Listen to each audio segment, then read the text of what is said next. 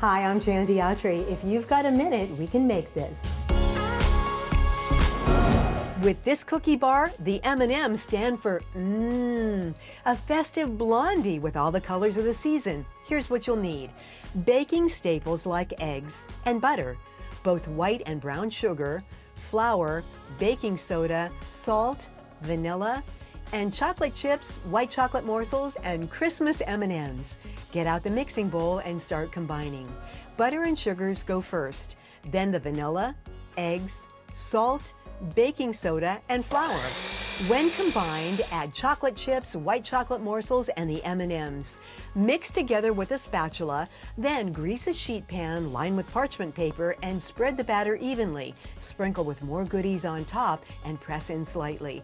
Bake for about 30 minutes, and when done, cover with foil while still warm to keep them soft. Then slice into squares and serve. Don't forget Santa. It's a festive feast of deliciousness this holiday season. We'll see you next time on the 1 Minute Kitchen. 1 Minute Kitchen proudly presented by these sponsors.